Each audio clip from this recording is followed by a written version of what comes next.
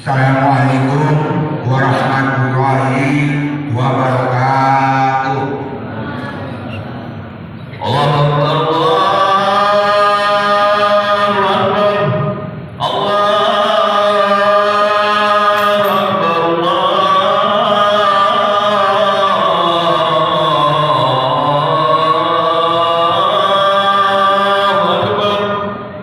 Asyhadu an la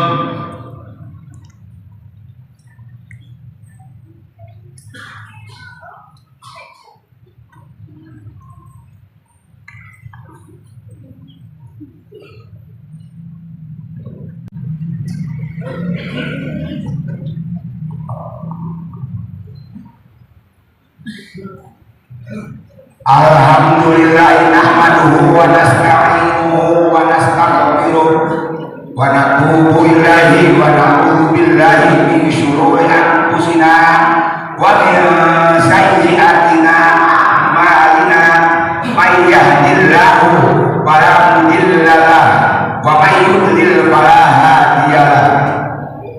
Asyhadu an la ilaha illallah wahdahu la syarika lahu wa asyhadu anna Muhammadan abduhu wa rasuluh sallallahu alaihi wa ala alihi wa ashabihi wa man tabi'ahum bi ihsanin ila yaumiddin, amma ba'd. Fa ya ayyuhan nas ittaqullaha haqqa tuqatih wa la tamutunna illa wa antum muslimun. Sidang Jumat rahimakumullah, puji dan syukur bagi Allah semata, Tuhan semesta alam, yang maha pengasih lagi maha penyayang. Saya merasakannya hanya Allah sebagai Tuhanku dan Nabi Muhammad sallallahu alaihi wasallam adalah hamba Allah dan utusannya. Allah subhanahu wa ta'ala berfirman dalam Al-Qur'annya, A'udzu billahi minasyaitonir rajim. Wa qada rabbuka alla ta'budu illa iyyahu wa bil walidayni ihsana. Imma yablughanna indaka al-kibara ahaduhuma aw kilahuma fala taqul lahumā uffin wa la tanharhumā wa qul lahumā qawlan karīmā. Dan Tuhanmu telah memerintahkan supaya kamu tidak mengabdi selain kepada Allah, dan agar kamu berbuat baik pada ibu bapamu dengan sebaik-baiknya. Jika salah seorang di antara keduanya sampai dan berumur lanjut dalam pemeliharaanmu, jangan sekali-kali kamu mengatakan dan janganlah kamu membentak mereka, dan ucapkanlah pada mereka perkataan yang mulia. Surat Al-Isra ayat 23. Islam mengatur kehidupan manusia di dunia ini sejak dari yang kecil hingga yang besar, dari meja makan hingga medan perang, dari urusan dapur hingga urusan kenegaraan. Betapa luhur akhlak yang diajarkan Islam kepada kita semua. Salah satu ajaran yang terlihat dalam kehidupan kita sehari-hari adalah hubungan dengan orang tua. Sering kita alami dan sering tidak kita sadari. Islam juga telah mengatur tata cara dan perilaku penganutnya. Bagaimana cara baik untuk berbakti kepada kedua orang tua kita, membangun hubungan yang baik dengan ibu, harus diikuti pula perbuatan baik kepada ayah. Rasulullah SAW telah bersabda, "Ihfaz udda abika la taqtahu fayudhiyallahu murada." Peliharalah kasih sayang ayahmu, janganlah kau putuskan. Allah akan memadamkan cahayamu dengan jalan menghinakan kehidupanmu. Sidang Jumat rahimahullah. Tahu enggak kita siapa manusia yang paling aneh di muka bumi ini? Manusia yang paling aneh adalah seorang laki-laki yang bergerak kaya. Dia sangat jarang bicara, tapi pikirannya selalu tentang keluarga, keluarga, dan keluarga. Dia adalah sosok manusia yang tidak pernah haus akan pujian. Tiap hari dia berjuang, bukan untuk dirinya, tapi untuk anak-anak dan istrinya. Seorang laki-laki yang bergerak raya, dia tidak pernah suka menunjukkan rasa lelahnya. Bukan karena tidak lelah, bukan, tapi dia tahu kalau dia lemah, maka rumah dan seisinya akan ikut runtuh. Dia bukan tipe yang mengeluh setiap saat, bukan tipe manusia yang selalu mengatakan kepada istrinya dan anaknya, "Aku mencintaimu." Tidak, tapi dia menunjukkan rasa cintanya lewat kerja keras dan tanggung jawabnya. Di balik wajahnya yang keras ada doa yang diri setiap malam dia panjatkan. Dia selalu meminta dan memohon pada Tuhannya supaya anak-anaknya bisa tercukupkan, tidak terkekurangan. Kita sering memeluk ibu, tapi kita lupa membelai dan menepuk bahu seorang ayah yang dalam diamnya dia menanggung semua beban dan tanggung jawab, yang tidak pernah berhenti dan berkesudahan seumur hidupnya. Padahal kalau kita pikir-pikir, kalau bukan karena laki-laki yang bergerak raya ini, kita mungkin tidak akan bisa berdiri seperti sekarang ini. Kita sering melihat seorang ayah duduk diam merenung di teras rumah saat malam hari, dan saat kita dewasa kita baru mengerti ternyata di balik diamnya ada 1 juta tanya, ada 10 juta rencana. Dalam diamnya dia memikirkan banyak hal dan beban.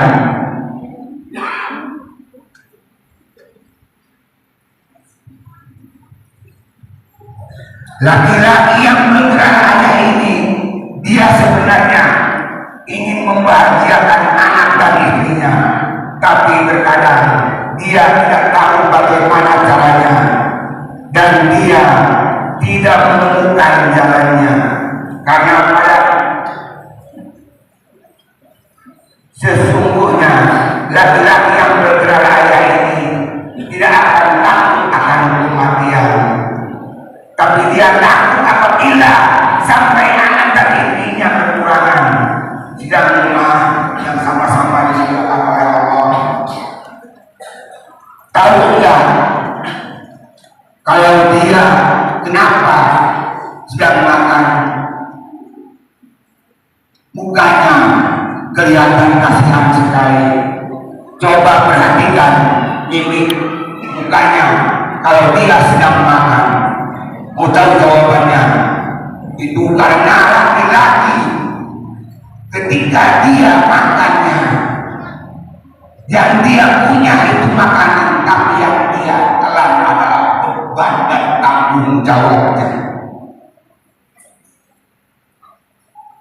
Begitulah gambaran kehidupan secara seorang laki-laki yang bergerak suami dan ayah.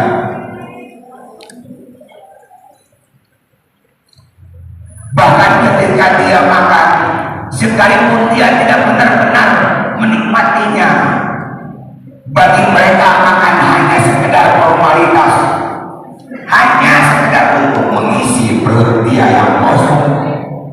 Perhatikan seorang laki-laki, dia hanya makan enak ketika bersama dengan keluarganya saja, bersama anak dan bersama istrinya. Selebihnya dia hanya makan seadanya saja, yang penting kenyang. Bukan dia tidak mampu memberikan makanan yang enak, tapi rasanya ada dalam diri momen yang hilang. Ketika hanya dia yang menikmatinya sendirian, laki-laki itu lebih memikirkan perut keluarganya, istrinya dan anak-anaknya daripada perutnya sendiri. Dia bekerja mati-matian setiap hari, dari pagi sampai malam, bahkan sampai pagi lagi, tapi hasil upah dari kerjanya kerasnya tidak pernah dia pakai untuk dirinya sendiri. Dia berjuang hanya untuk memastikan anak-anaknya, istrinya bisa tercukupi kebutuhannya. 85% hidupnya seorang laki-laki dipergunakan hanya untuk berjuang dan bekerja seumur hidup. Sebenarnya laki-laki itu adalah orang yang lelah.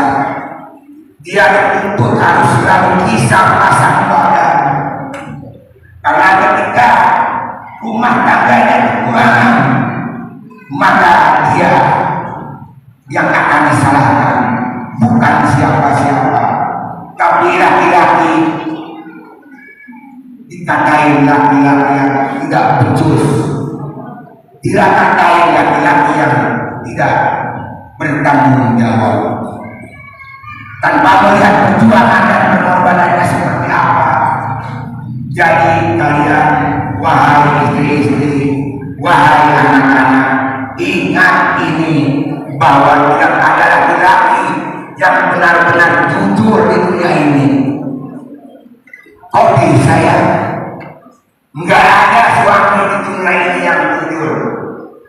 Ya, karena apa? Karena ketika mereka pulang bekerja, mereka katakan keadaan mereka baik-baik saja, semua lancar-lancar saja. Padahal kamu tidak tahu, mungkin suamimu baru saja saat dia bekerja jadi mempertaruhkan nyawanya. Dia berbohong hanya untuk memastikan supaya kamu dan anak-anaknya tidak mengkhawatirkan. Jadi kalian istri-istri, melakukan dia baik-baik. Buatlah laki-laki itu tenang saat dia bekerja, karena dia bekerja dan mempertaruhkan nyawanya, dan kamu tidak akan pernah tahu, bahkan dia akan pulang dengan selamat atau tidak. Semoga Allah Subhanahu wa Ta'ala membimbing kita semua dari perbuatan keliru dalam menghormati kedua orang tua kita. Semoga Allah Subhanahu wa Ta'ala merahmati kekeliruan dan kealaman orang tua kita. Amin ya rabbal alamin. Barakallahu li wa lakum fil Qur'anil azim wa nafa'ani wa iyyakum bima fihi min ayati wa dzikril hakim wa taqabbal minni wa minkum tilawatahu. Aqulu qouli hadza wastaghfiruhu innahu huwal ghafurur rahim.